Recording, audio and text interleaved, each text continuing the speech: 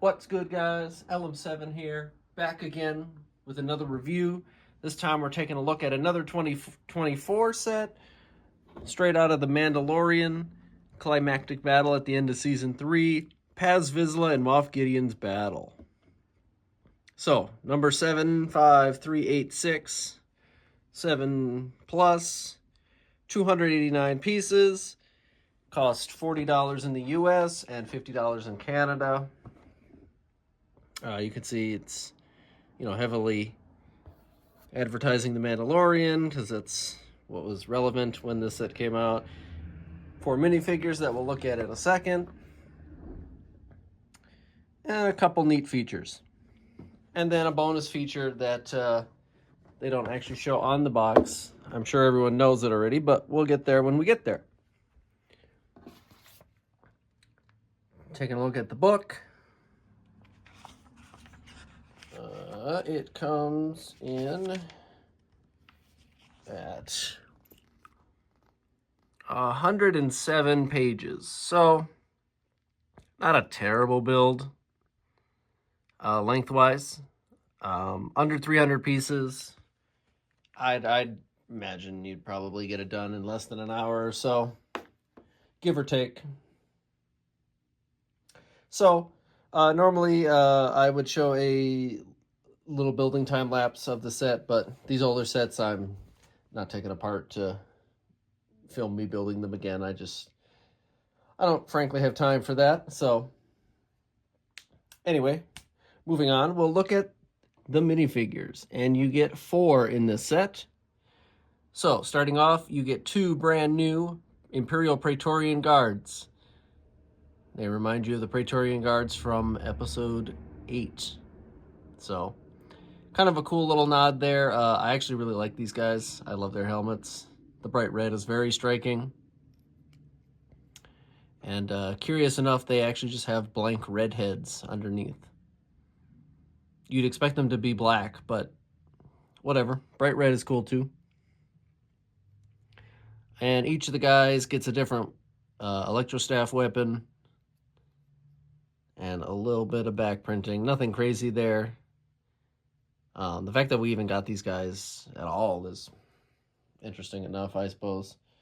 I'm surprised they didn't end up coming in a battle pack at some point. So here's the second guy's weapon. He's identical other than that. Just some interesting staff weapons. Just like in the climactic battle of the Season 3. Then you also get one of the highlight characters and the main dude in the battle, pretty much, Paz Vizsla. And he's got some nice printing. You can see on his legs. Very colorful, fairly detailed. He has printing on his armor that you get a bonus piece for. He's got his flamethrower backpack. That's cool. It's not a flamethrower, but you know what I mean. And they give him his repeating blaster that he nobly sacrifices himself. Spoilers, I guess, for an older show at this point. And he's got pretty decent helmet printing there. A little bit of weathering there on the top of the head. And he, unfortunately, does not get a face print. But he also doesn't take his helmet off, so you don't really need it for any particular reason. And the last character, which is probably the reason you'd get this set, is Moff Gideon and in his full armor when he brings in the Super Commandos. And obviously the main draw is the helmet here. But he has pretty good printing otherwise. He gets a little jetpack, just like the other Super Commandos you get in the little Mandalorian battle pack. And underneath, he actually does get a face, and it's double-sided. So one angry, one stern. But obviously the main draw is the Darth Maul-esque Mandalorian helmet. He, surprisingly enough, doesn't get a weapon, which is interesting. They don't do that very often in sets. So to start off with the set, then features and stuff, you do get a little crate, just like all the other sets of this similar variety, and inside is a thermal detonator. You get a couple, you get 2 of them, so I usually put those in there. Nothing special. But, you know, nice to have little crates. It's identical to the one in the battle pack, and every time they use this crate, they kind of use the same design. A couple thermal detonators, call it a day. So, before we look at the features of the main part of the set, price, not the worst. We've definitely seen worse in more recent sets. Under 300 pieces for $40.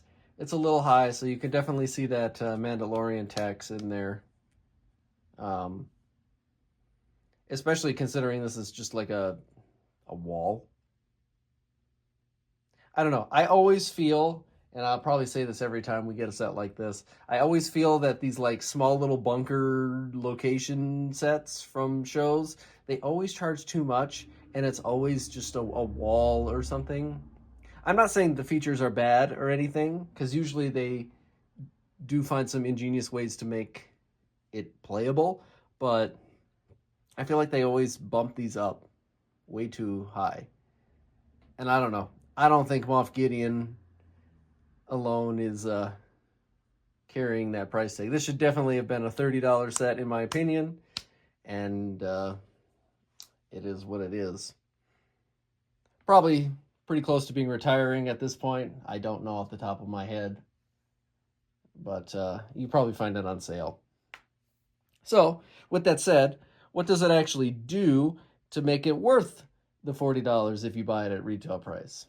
Well, it has a couple things, and it's not the worst set, but you'll probably be like, I'd rather get a starfighter or something. So, to start off, you have this little swiveling cannon on the top, and it can hold a minifigure. I usually put Gideon up there. And it has 2 stud shooters. Ooh, excuse me. 2 stud shooters that we are definitely not going to shoot. And if you take it off, it can be a little standalone cannon. Nothing crazy there. And on the inside, though, there is a little feature. They give you some studs and Moff Gideon's hair. So that's a cool little inclusion. And I like that it actually fits the hair piece. They don't say to do that in the instructions, but if you've watched any of my reviews, you know that I like it when you can put stuff away and hide it, and it just doesn't have to sit around. Like, who wants a wig just laying on the table? Know what I'm saying? Okay, so then taking a look at some of the detail, you can see it's got one of those little rock pieces. It actually doesn't have any features this time. Usually they make those fall or whatever, but not this time. This time they're just decoration and space filler. You got a lamp. You know how we feel about lamps around here. Little control panel to open this gate. This is the gate they open, and then they get ambushed, and then they have to like cover themselves and all that. So if you go around this side, you can see that there's a little picture of the Arquitins cruiser that Moff Gideon uses. It's a cool little nod. Other than that, it's just a little area where you can put a guy, basically. This side doesn't really have anything on the back. This is the back detail. Not really any kind of crazy detail, so you definitely want to display it from the other side.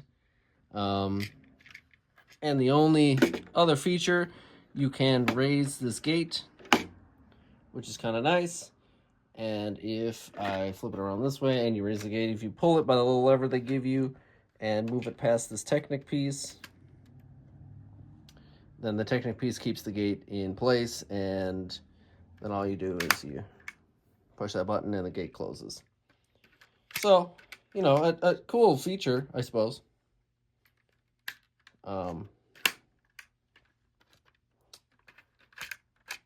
Cool feature, but $40 for a gate to open? I don't know about that.